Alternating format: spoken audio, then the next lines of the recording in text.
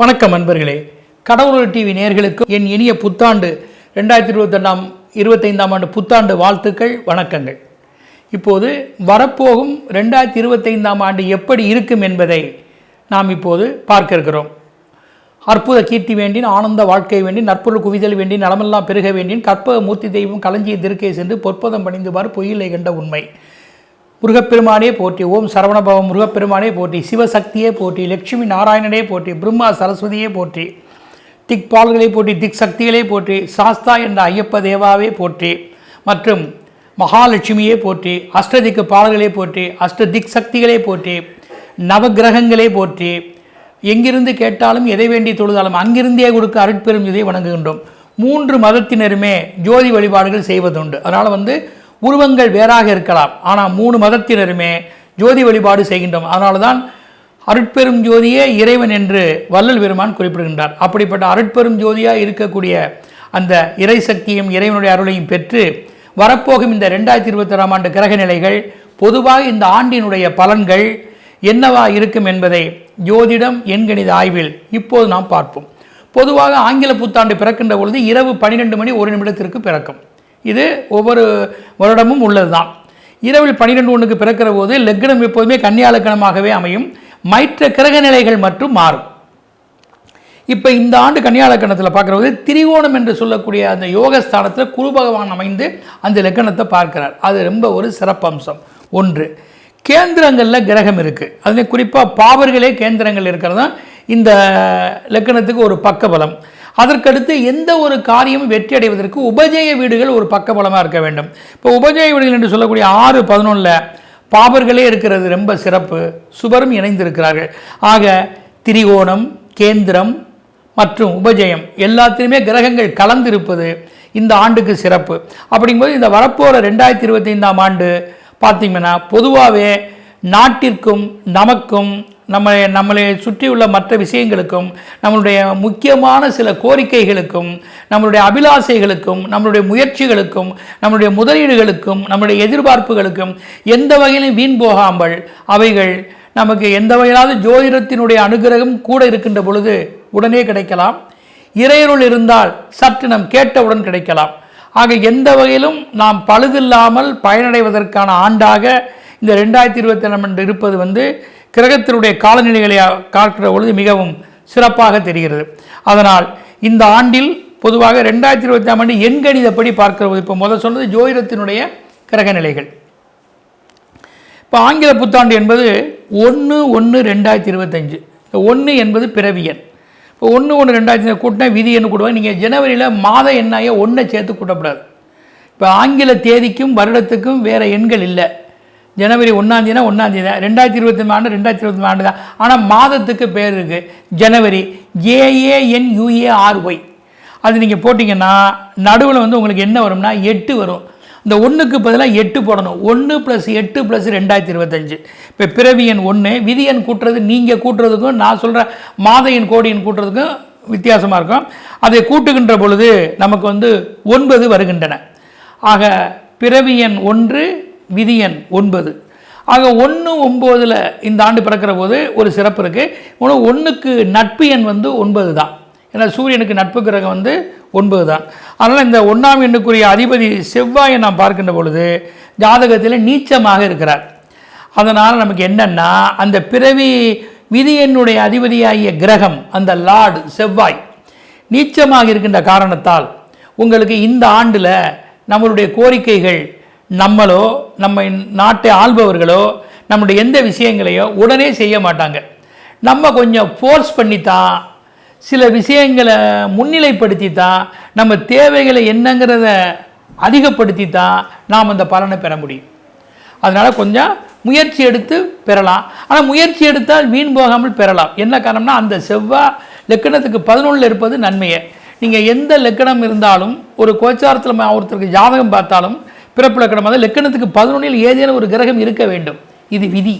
அதில் எந்த கிரகமும் இருக்கலாம். இப்போ நம்ம கன்னியா லக்கணம் என்ற கோச்சார லக்கணத்திற்கு பாண்டின் பிறப்பின் போது 11 செவ்வாய் இருப்பது நன்மை. அவர் விதி எண்ணாக வருகின்றார்.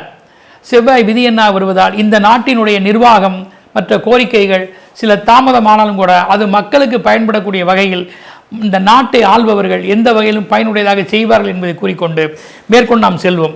இப்போ இந்த 2010ஆம் ஆண்டு நம்ம பிறக்கின்ற பொழுது நமக்கு என்ன மாதிரி அமைப்புகள் நமக்கு இருக்குது என்னன்னா, இந்த கன்னியா லக்னத்தினுடைய அதிபதி வந்து புதன். இப்போ கன்னியா லக்னத்தில் ஆண்டு பிறந்திருக்கல்லவா, உடைய அதிபதி வந்து புதனாக மாறுகின்றார். அப்போ இந்த புதன் வந்து நம்முடைய பிறப்பு ஜாதகத்தில் பார்க்குற போது 3ல் இருக்கிறார். உபஜய வீட்டில் தனிப்பட்ட புதனாக இருக்கிறார். புதன் எப்போதுமே பொதுவாக ஒரு ஜாதகத்தில் தனிப்பட்ட புதனாக இருக்கக்கூடாது, கிரக சேர்க்கையோடு இருக்கணும்.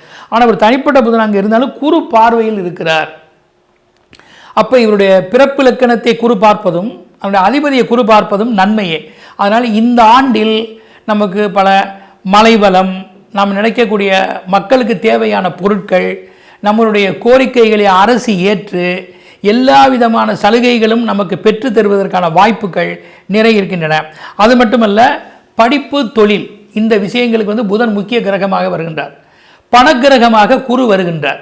அதனால் நமக்கு அந்த பணம் புழங்கக்கூடிய துறைகள், பணப்புழக்கம், நம்முடைய எதிர்பார்ப்புகள், எளிய முறையில் கடன் திட்டங்கள், பல நல்ல திட்டங்கள், மக்களுக்கு பயன்படக்கூடிய விஷயங்கள், நினைத்த துறையில் படிப்பதற்கான வாய்ப்புகள், தொழில் செய்வதற்கான சந்தர்ப்பங்கள், இவைகள் எல்லாம் உங்களுக்கு ஏற்படுத்தி தருவதற்கு இந்த ஆண்டிலே அதிக பரிணாமங்கள் இருக்கின்றன.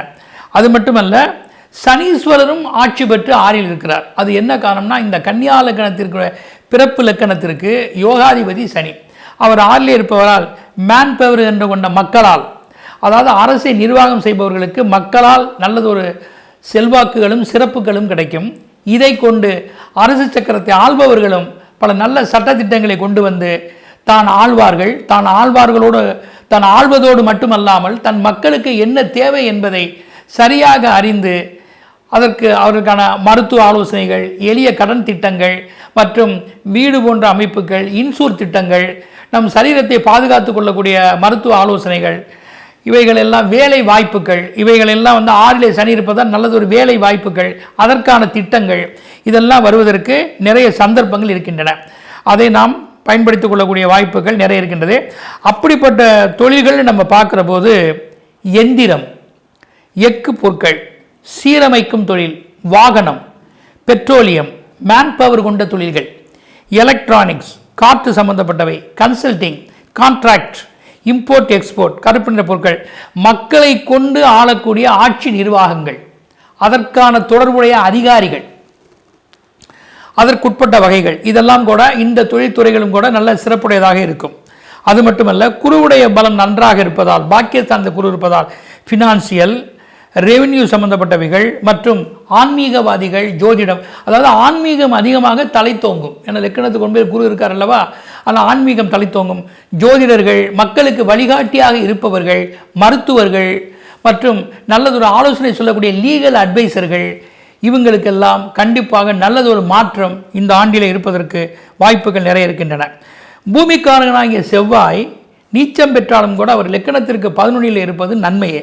அதனால் விவசாயிகள் தன்னுடைய கோரிக்கைகளை எந்த வகையிலும் அரசாங்கத்தின் மூலமாக தனக்கு தேவையானதை ஓரளவு பெற்றுக்கொள்ள முடியும். அது மட்டுமல்ல, பூமியில் விதையக்கூடிய பூமியினுடைய பாக்கியங்கள், ரியல் எஸ்டேட், விதைகள், உரம், காரமான வஸ்துக்கள், கால்நடைகள், தானியங்கள், கருப்பு நிற பொருட்கள் மற்றும் மஞ்சள் நிற பொருட்கள், பச்சை நிற தானியங்கள், பூமிக்கு அடியிலிருந்து வரக்கூடிய வஸ்துக்கள், இவைகளெல்லாம் இந்த ஆண்டில் மிகவும் செழிப்புடையதாக, சிறப்புடையதாக, நிறைய ஆதாயத்தை தரக்கூடியதாக அமையப் போகின்றன. அத்துடன் 6லே கிரகங்கள், பாபர்கள் 6-11 கிரகங்கள் இருப்பதால் உங்களுடைய மக்களுடைய கோரிக்கைகளை எந்த வகையிலும், அதாவது போராட்டம் செய்தாலும் கூட அதை எந்த வகையிலும் அதை பயன்பெற முடியும். நாம் முக்கியமான சலுகைகளை கேட்டாலும் கூட சில நேரம் தாமதங்கள் ஆகலாம். ஆனால் மக்களுக்குரிய சலுகைகள், போராட்டங்கள், தன்னுடைய எதிர்பார்ப்புகள், இதற்றை மக்களை அறிந்து மக்களுடைய மகேசனாக ஒரு தேசத்தை ஆள்பவர்கள் கண்டிப்பாக மக்களுக்குரிய வழிமுறைகளை சரியாக செய்திட முடியும். அது மட்டுமல்ல, இராணுவம் பலப்படுத்த முடியும், காவல்துறை நன்றாக இருக்கும். அத்துடன் அல்லாமல் மக்களுடைய குறிப்பான தேவைகளை அறிந்து எதையும் சரியாக செய்கிற வாய்ப்புகள் இருக்கின்றன.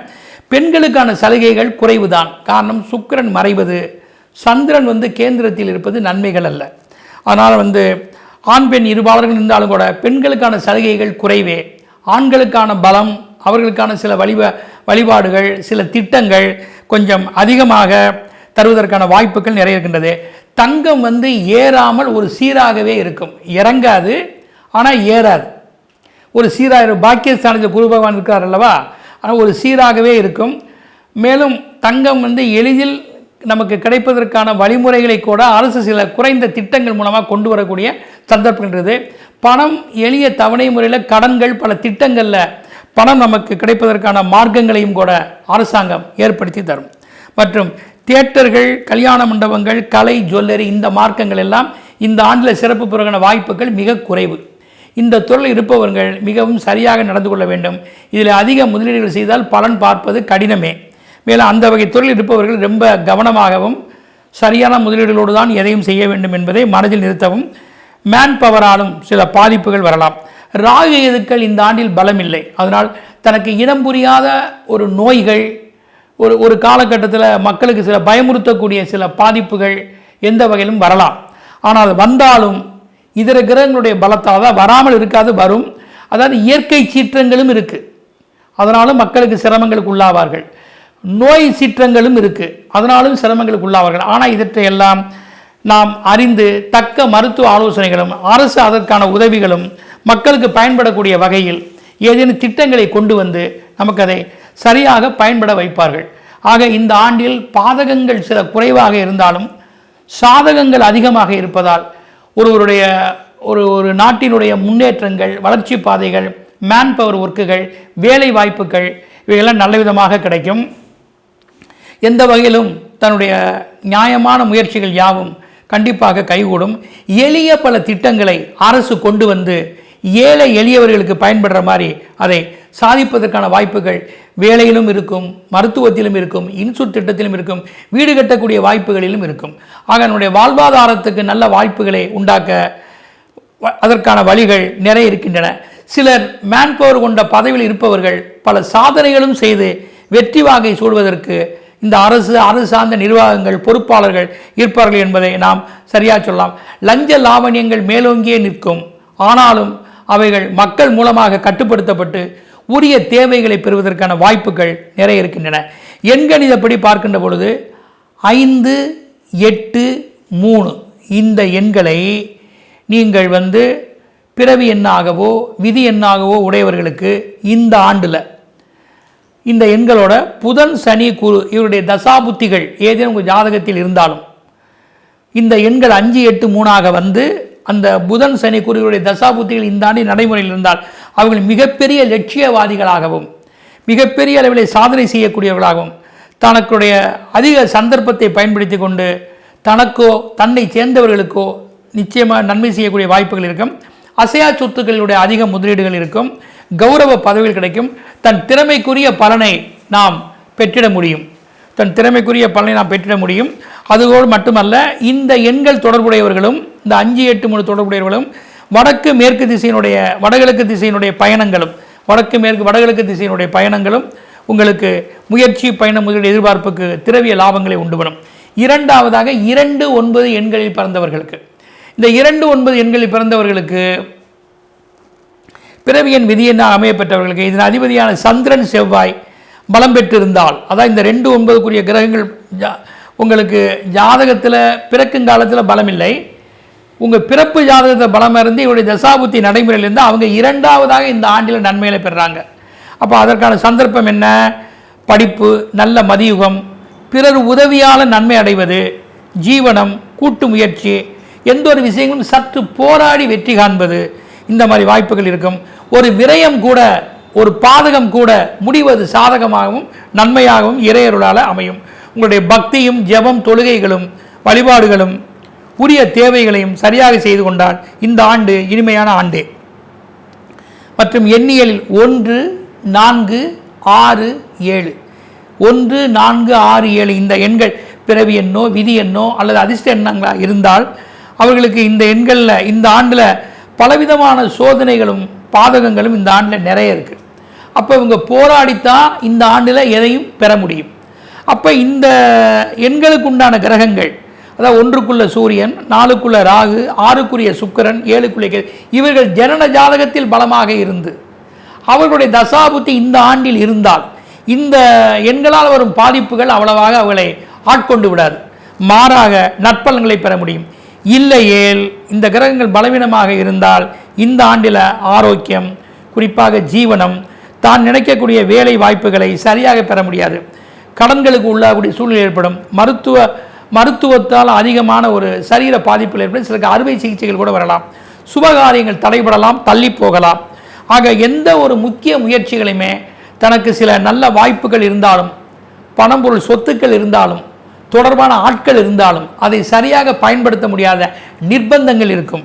ஆனால் இதை மனதில் கொண்டு இவர்கள் அதிகமாக பிரேயர் வழிபாடுகளை செய்ய வேண்டும். அதாவது ஆலய வழிபாடு, பரிகாரம், ஜபம், தொழுகை, தியானம், பக்தி, தர்மம், நல்லோர்கள் ஆலோசனை, மகான்களுடைய தரிசனம், இவற்றில் நீங்கள் சரியாக செய்து கொண்டால் இந்த ஆண்டில் என்ன கெடுபலங்கள் வந்தாலும் அது தலைக்கு வந்து தலைப்படம் சென்ற மாதிரி அவைகள் நன்மையாக மாறி இந்த ஆண்டின் மூலமாக நாமும், நம்மை சேர்ந்தவர்களும், நம் குடும்பமும், நாடும் பலரும் நலம் பெற்று வாழ வேண்டும் என்று கூறி வணங்கி பூமாதேவியுடைய மாதாதேவியையும் வணங்கி எல்லாரும் பெற வேண்டும் என்று கூறி, எங்கிருந்து கேட்டாலும் எதை வேண்டி தோன்றால் அங்கிருந்தே அவருக்கு அருட்பெருஞ்சோதியினுடைய அருளால் எல்லாருக்கும் சகல நன்மைகளை பெற வேண்டும் என்று கூறி வாழ்த்தி வணங்கி, இந்த 2025ஆம் ஆண்டு உங்களுக்கு நினைத்தபடி நடக்க வேண்டும் என்று கூறி, நல்மனதோடு எண்ணங்களோடு பூஜை செய்யுங்கள், இறை வழிபாடு செய்யுங்கள், தர்மம் செய்யுங்கள். கண்டிப்பாக ஆண்டு உங்களுக்கு அதிர்ஷ்டமுடைய ஆண்டாக அமையும் என்று கூறி வாழ்த்தி விடைபெறுகிறேன். நன்றி, வணக்கம். கடவுள் அருள் டிவியை பார்த்தமைக்க நன்றிகள். மேலும் இது போன்ற தகவல்களை தெரிந்து கொள்ள கடவுள் அருள் டிவியை சப்ஸ்கிரைப் செய்யுங்கள். மறக்காமல் பெல் ஐக்கானை கிளிக் செய்யுங்கள்.